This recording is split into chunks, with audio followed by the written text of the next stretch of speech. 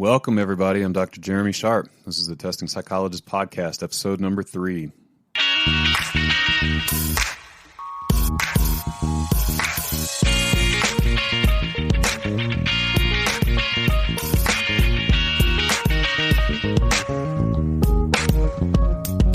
Hello, and welcome to the Testing Psychologist podcast, episode number 3. I'm Dr. Jeremy Sharp.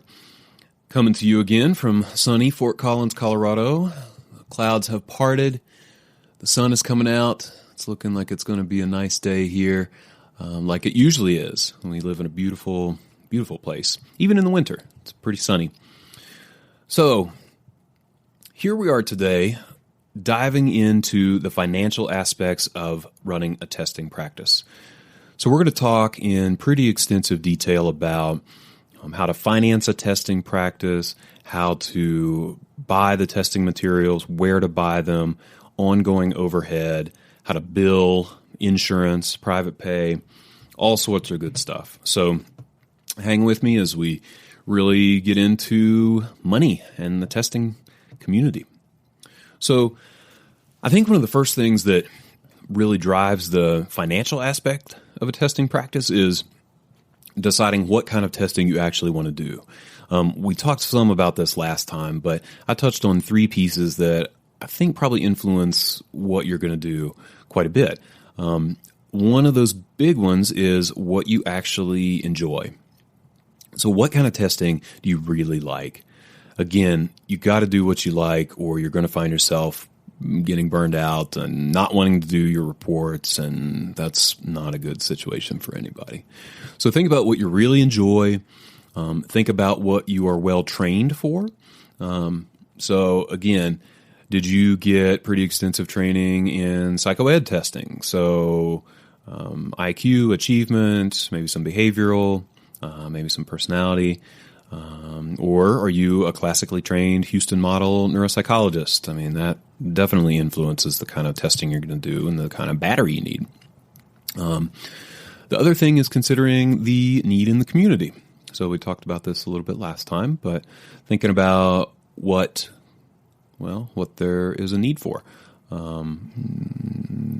are lots of schools here, for example. So we live in a really pretty, I'd say, high-achieving school district, and a school district that has a reputation for being really good. And there are a lot of parents in the community who, for many reasons, want to have a good understanding of their kids' educational and cognitive performance. So we have a big need for psychoed testing. Depends on your community and where you live. And we'll get into that a little bit more as we go along. But think about what you enjoy, what your training is, and what the needs are in the community. Now, my bias is that you really have to love what you're doing to want to continue to do it and to have longevity with testing. So this will kind of help guide you in what you would buy. So, okay, finances. If we're talking about full evaluations, this is a lot of money. This is also the experience that I went through. So when I was in grad school, I was trained in the very comprehensive evaluation model. So we did 2-hour interviews, we did 2-hour feedback sessions, we did pretty much every measure under the sun that was relevant for the presenting question. We also wrote extremely long reports. So what that taught me is certainly breadth of assessment.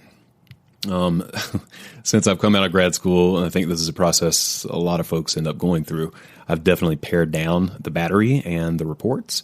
But I feel thankful that I had that breadth of experience where I could take that and then, pare it down into something more manageable rather than the other way around.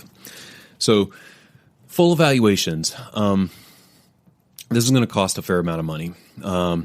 If you think about, when I say full evaluation, I'm talking about looking at intelligence, academic, memory, learning, attention, executive functioning, personality, behavior, And, well, that's probably about it. So to get into that, I mean, you are going to need a fair number of measures. So let's just talk. Actually, let me back up. Let me run down the list a little bit more about the types of evaluations you might consider. Now, even with brief evaluations, so, I have a colleague of mine who does what she calls a 1-hour concussion battery that is very comprehensive, but utilizes several different fairly short measures to get at a very specific referral question. So that's a brief evaluation, but the number of measures involved are still, pretty high. She's still using 4, 5, 6 different measures, and those are all test kits that you have to buy. Now, a forensic practice might focus more on personality and behavior measures, so going to be less expensive, most likely, because you don't have to buy full test kits. Usually you can just administer personality assessments online or paper and pencil. Neuropsych practice, I think, is going to be similar to, a psychoed practice, maybe even more so, where you do have to have a pretty extensive range of materials available to you. And then, you go on down the list, there are different variations of psychological evaluations where you're really just looking at personality, behavior, and maybe doing some observations. So you might not need as many measures. So I'm going to take it really from the widest range and work my way down from that. So I like to talk about the financial part pretty explicitly because for me, this was kind of a rude awakening, to be honest. Again, I was in grad school when I got the majority of my experience with testing, and then when I went to buy testing materials in my practice, it was a little bit of sticker shock as to how much I was actually going to be spending. So a lot of different ways to plan financially to start your testing practice. One, and this is what I did in the beginning, is that you borrow your testing measures. Now, I don't think this is going to work long-term for most folks, especially if you get into doing any amount of volume with testing. But for me, when I was at the point when I was only doing 1 or 2 evaluations a month, I was able to borrow them from a friend and also borrowed them from my former graduate school department. The training director there was kind enough to let me do that. So it worked okay for a while, but eventually I got to the point where I had to have a pretty frank conversation with my friend, or rather, this person had a frank conversation with me about basically how it just wasn't working anymore, which totally made sense. This person had paid for the materials, and I was borrowing them with little compensation going back. So that was not working. And it also didn't work because we were having to trade materials and, going by this person's house and picking things up and that sort of thing. So not convenient, but could be a good way to do it in the beginning. Another version of that is that you can split it with your office mate or other folks who do testing in the community. Again, this kind of gets into the issue of how do you share the materials and trade them back and forth, and that can get to be kind of cumbersome. So let's move on to what it would look like to actually buy them outright.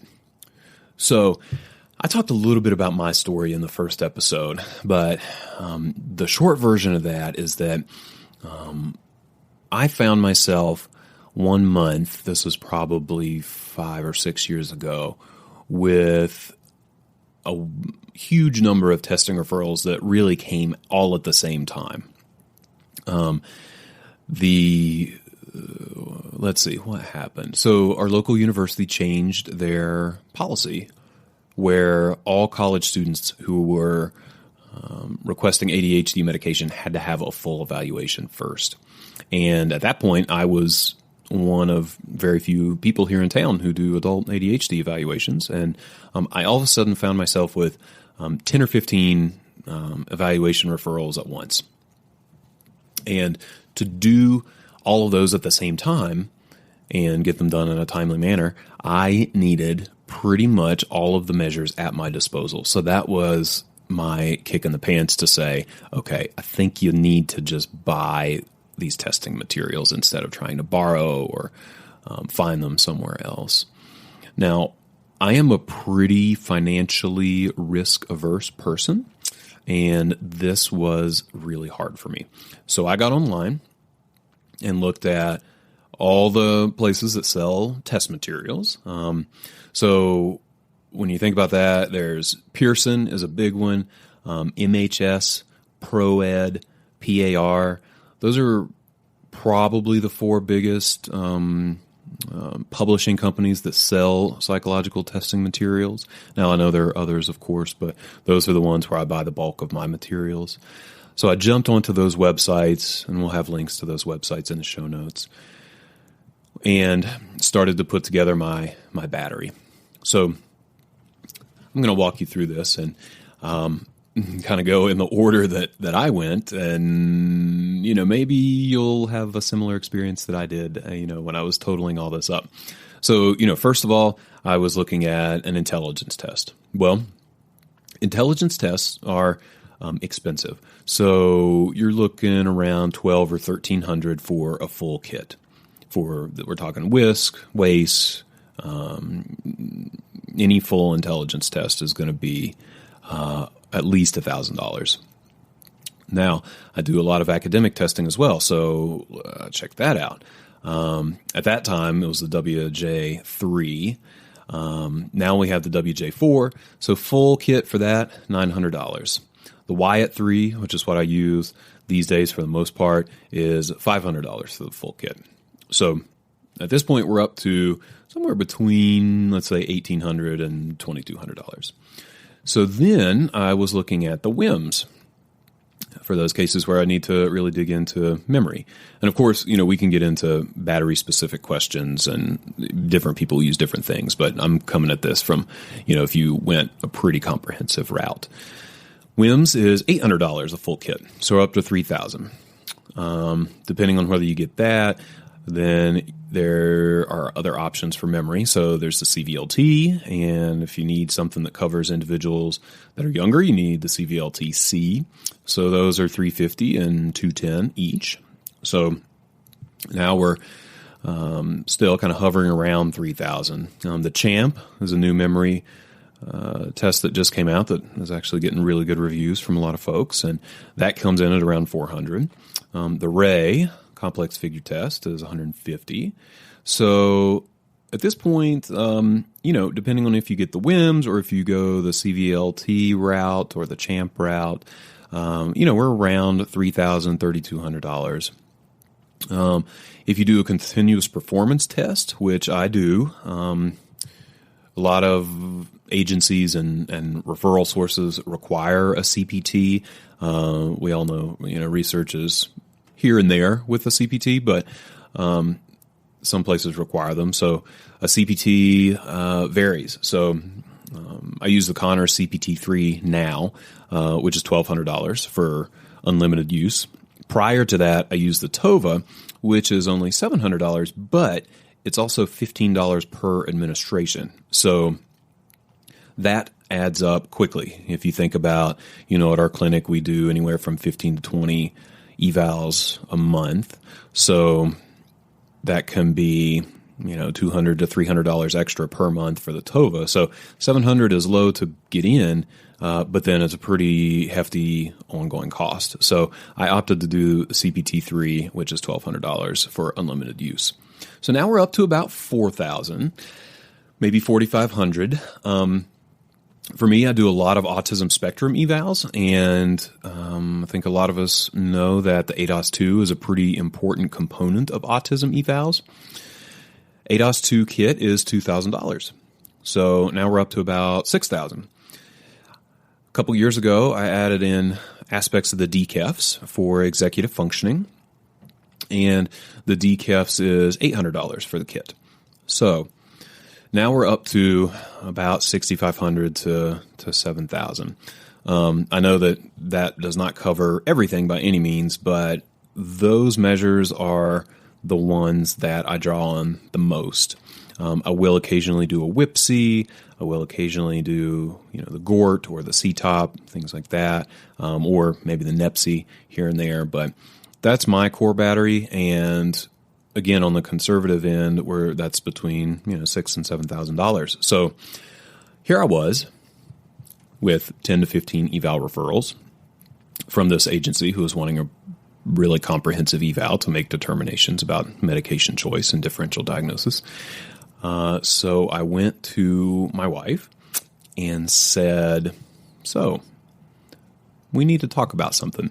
I think I need about $7,000 or $8,000 right now. And she looked at me like, are you kidding me?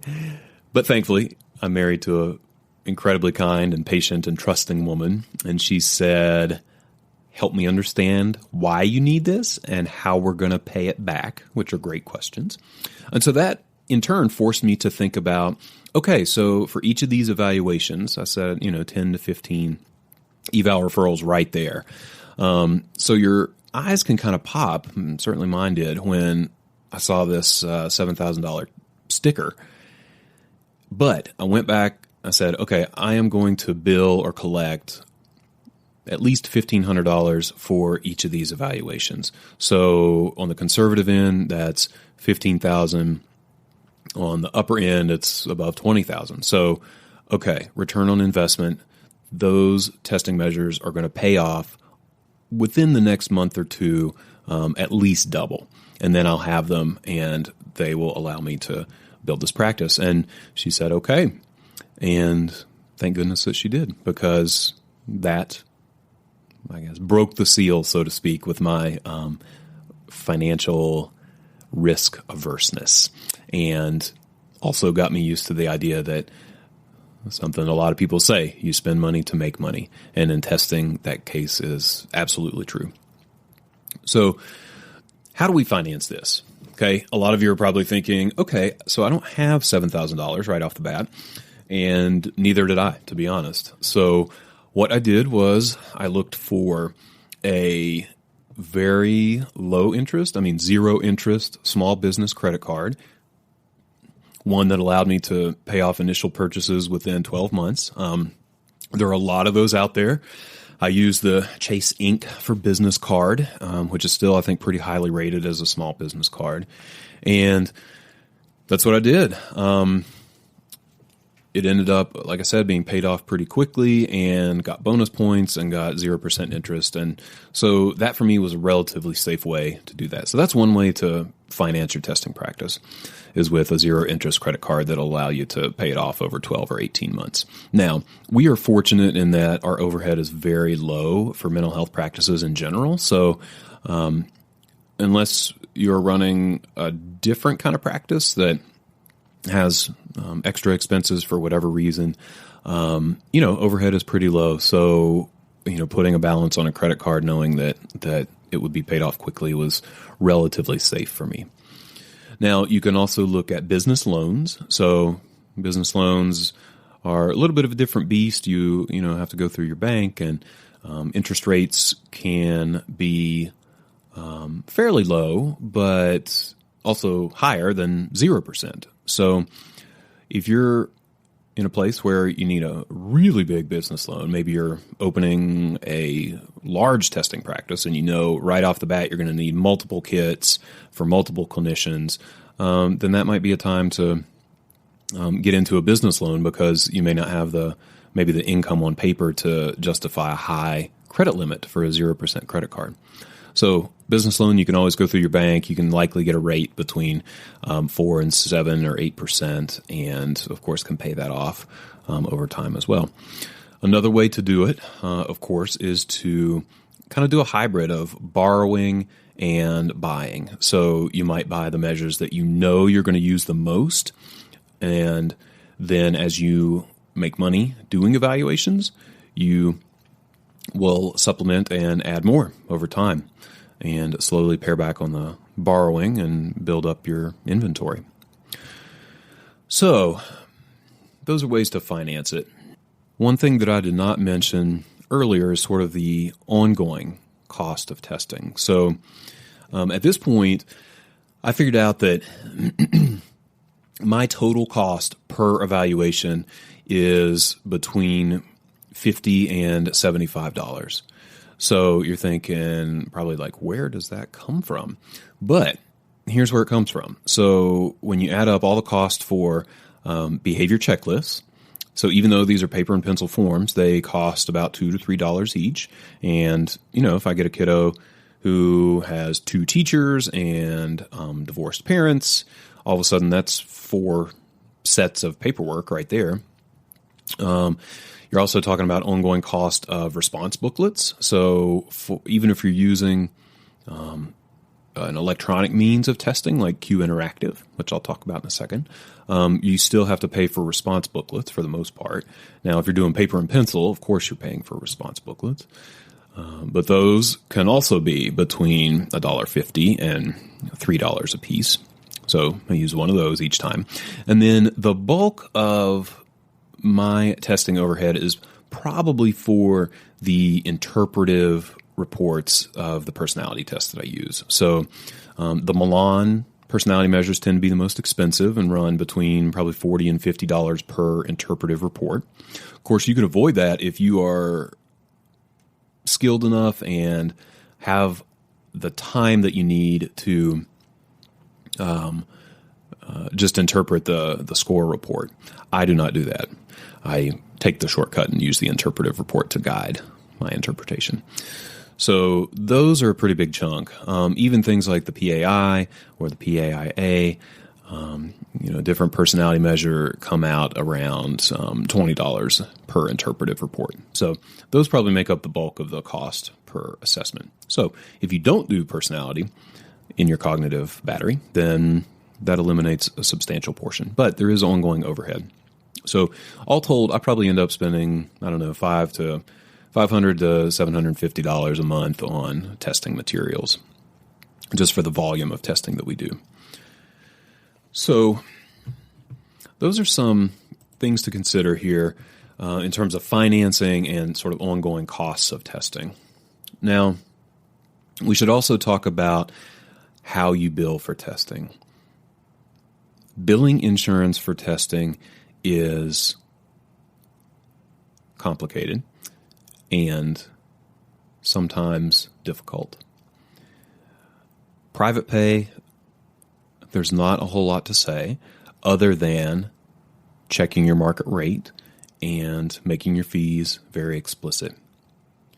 With insurance, of course, you get into the various CPT codes for testing, who can do testing, whether it's a psychologist or a technician. How do you delineate your time in terms of billing for actual face-to-face testing versus report writing versus interpretation? In fact, I would like to do another miniature episode just on insurance and CPT codes and all of that. So when you get into the different CPT codes, there are a lot of things to consider. We'll get into a little bit of detail here, so try to hang with me. If you're not living in the insurance world or don't plan on living in the insurance world, then you can maybe pay less attention here for the next couple of minutes. But we'll talk about private pay too here in a second. So with CPT codes, the 90791 is always going to be present if you're in outpatient office setting for that initial diagnostic interview. Then things get a little more complicated. So one of the big questions is, what kind of testing are you doing? The vast majority of testing, I think for a lot of us, will probably be billed under 96101, which is psychological testing by a psychologist. So what that means is time spent administering and scoring and writing the test when it was administered by a psychologist.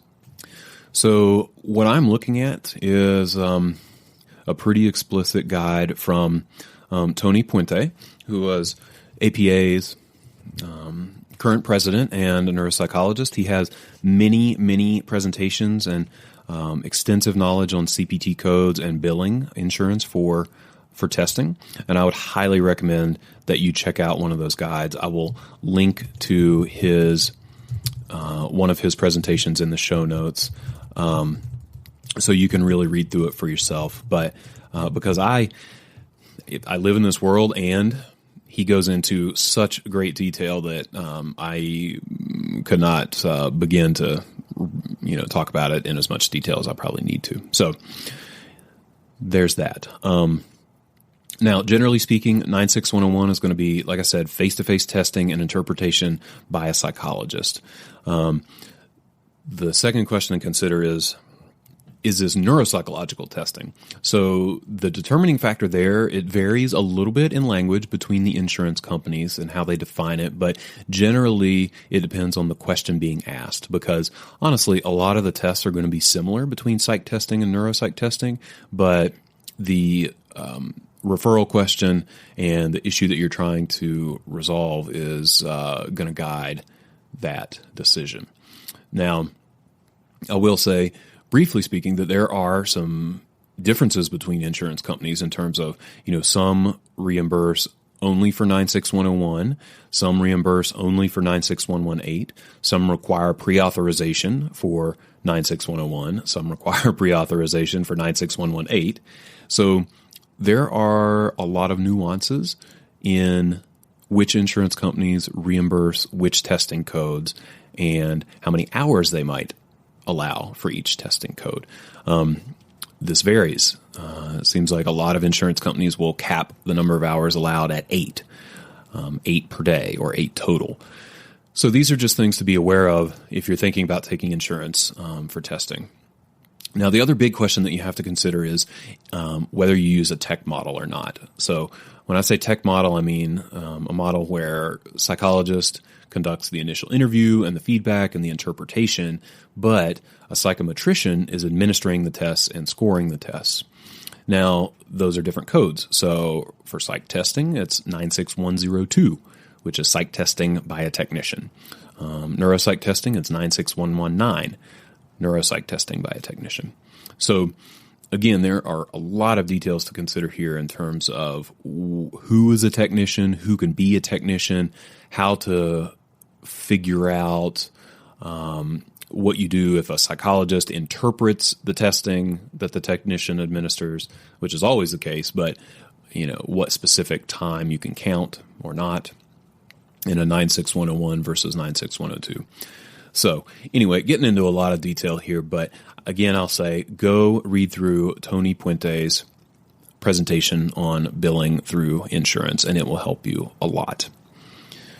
The other piece is testing with a computer. So that's 96103, and that's what you would use when you bill testing for like a CPT, or some of the personality measures are on the computer now as well. All right. So again, private pay is a little bit of a different story. In fact, it's a lot shorter story, although it raises other questions. So with private pay, you tend to, of course, just set your hourly rate and go from there.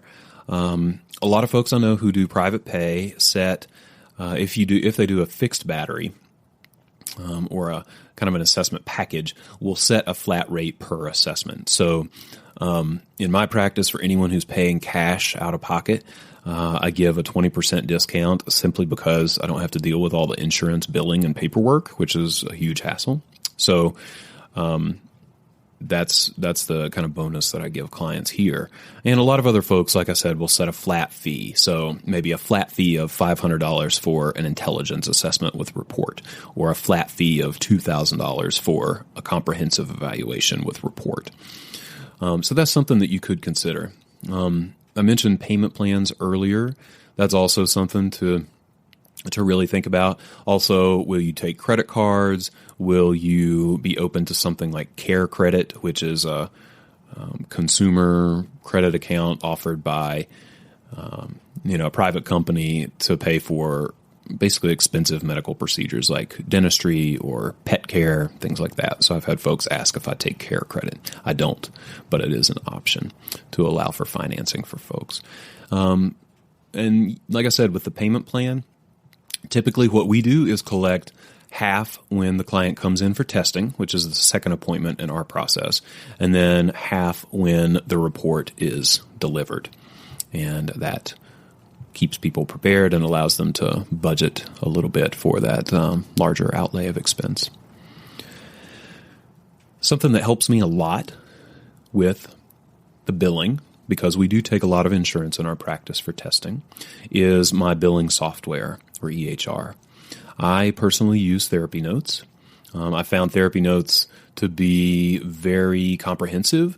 The reason I really liked them and gravitated toward them back in the beginning when I got an EHR system was because their template for psych evals or neuropsych evals was really comprehensive. So it breaks down each of the components that you need in a note, primarily for insurance verification, and were insurance to audit you, it has all that information right there. So gives you spots to note each of the different measures that you used, how much time you spent on them, how much time you spent on report writing, of course the diagnostic code, the referral question, and all those important pieces that you need. It also lets you specify the time of the appointment. So it has all those important details there that you need in case you get audited by insurance companies, which has happened. I've had several instances where insurance companies have requested records of testing appointments and have been able to just print off that information and send it in when appropriate. So that's our deep dive into the finances of a testing practice. So how do you buy the materials? What materials do you buy? Where do you buy them? How do you bill for testing? And how do you keep track of all this in your practice management system? Now, I'm aware as we're going along that I could have talked at length about many more of these pieces, but these are the basics, and hopefully can get you started in thinking about how you might finance your testing and how you might continue to pay for ongoing overhead with testing. So thank you, as always, for listening and tuning in this time. I'm just having a great time putting these podcasts together and talking with you all about these different aspects of testing. Now, if you want to learn more or take some really concrete steps to start building your testing practice or growing your testing services, you can go to our website, thetestingpsychologist.com. And if you're interested in, like I said, really taking some concrete steps to build some testing services, you'll see on there you can sign up for my 4-week email check-in. Go to thetestingpsychologist.com/4-week blueprint. And the idea is that you get a weekly email that will help guide you over the course of a month to put in place all the pieces you need to really start or grow your testing services. So check that out. Otherwise, you can always check out our Facebook group as well, where there's some discussion and commenting and just community support from folks who are doing testing and needing some guidance around that. And that is the Testing Psychologist community on Facebook. So I look forward to talking with you next time when we're really going to dive into marketing and what that looks like and how you get your testing clients. Until then, take care.